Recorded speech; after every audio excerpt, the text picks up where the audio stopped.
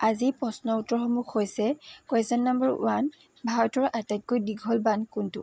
Option A ভাখৰা Nangal বান্ধ, option B Indira সাগৰ বান্ধ, option C Hirakud বান্ধ, অপশ্যন ডি নাগাৰ্জুন সাগৰ বান্ধ। ইয়াৰ শুদ্ধ উত্তৰটো হৈছে অপশ্যন চি হীৰাকুণ্ড বান্ধ। কুৱেশ্যন নম্বৰ 2 ভাৰতৰ আটাইতকৈ বহল নদী কোনখন?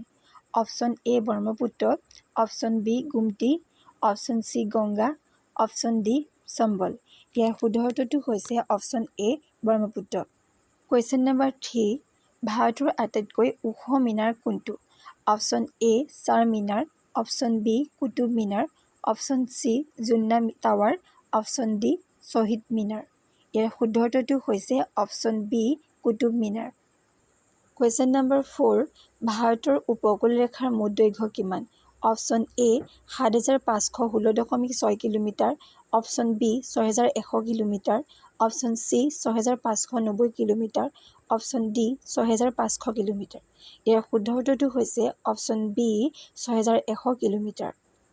কুৱেশ্যন নম্বৰ 5 ভাৰতৰ সাগৰীয় উপকূলৰ ৰেখা থকা ৰাজ্যৰ সংখ্যা কিমান? অপশ্যন এ 10খন, অপশ্যন বি 8খন, অপশ্যন চি 9খন, অপশ্যন ডি 6খন। ইয়াৰ শুদ্ধ উত্তৰটো হৈছে অপশ্যন চি 9খন। কুৱেশ্যন নম্বৰ 6 কোনখন দেশৰ লগত ভাৰতৰ আটাইতকৈ দীঘলীয়া স্থলসীমা আছে?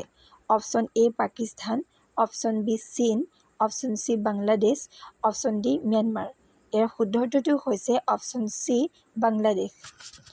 কুৱেশ্যন নম্বৰ 7 ভাৰতৰ পূব সাগৰীয় উপকূলক কি নামেৰে জনা যায়?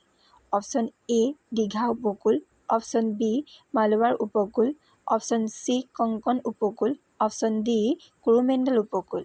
ইয়াৰ শুদ্ধ উত্তৰটো হৈছে অপশ্যন ডি কুৰুমেণ্ডল উপকূল।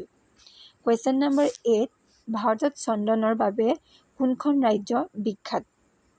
অপশ্যন এ নতুন Delhi, option B Kerala, option C Karnataka, option D Assam.